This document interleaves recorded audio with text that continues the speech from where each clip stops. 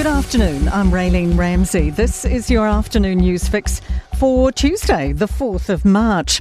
It's uncertain how Ukraine can fare against Russia as the US pauses military aid, stopping all equipment destined for Ukraine. Europe's been scrambling to pick up the pieces since Donald Trump began talks with Russia.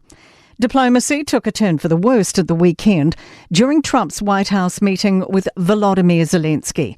CNN's Oren Lieberman says a question remains of how much is left from aid promised by the Biden administration. Given the reliance on U.S. weapons and military equipment, this could be felt potentially very quickly.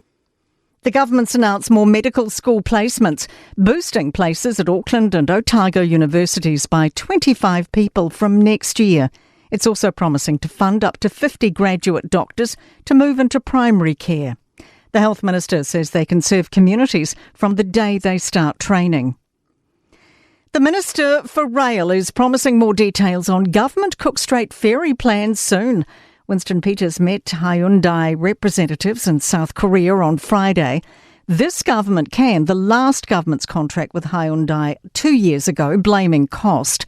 Peters believes another approach will save billions and says he'll have a framework before April. Look, I've seen 4 years of wasted time and I've had about 4 weeks to sort it out if you take out a Christmas. Don't worry, the help's on its way. A comparison of the gang patch legislation to Nazi Germany. Open Justice reports patch nomad Mana Apati-Brown is appealing his conviction at the High Court in Wellington. Courtney Winter has more. It's believed this is the first appeal heard by the High Court against the law introduced in November. Council CCTV footage was reported to police in December, showing the 19-year-old wearing a nomad's cap and lower hut. Lawyer Chris Nichols says lessons from history should serve as a warning. He says when the Nazis came to power, they didn't like the way Jews dressed and presented themselves. Labour says the government's not properly thought through changing name suppression. Justice officials and legal groups worry plans to give victims the veto on name suppression for their abuser could cause wider harm. Ginny Anderson says it's important victims are central to the justice system. I'm really concerned about young victims. There's no specification as age. That puts a lot of pressure on a victim going through already an incredibly traumatic process. To Australia, and Victoria is trying to claw back residents working in emergency services in New Zealand and the UK. Its police are trying to fill more than 1,000 vacancies.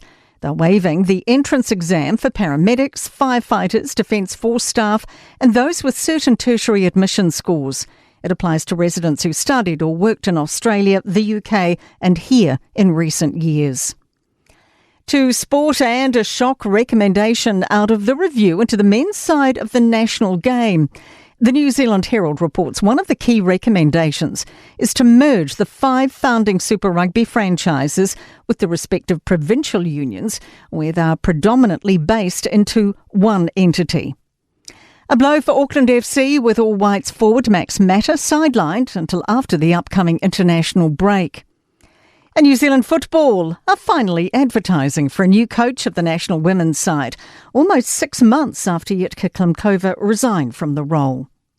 I'm Raylene Ramsey, and that is your latest news fix. We'll be back with the next update tomorrow morning from the Newstalk ZB newsroom.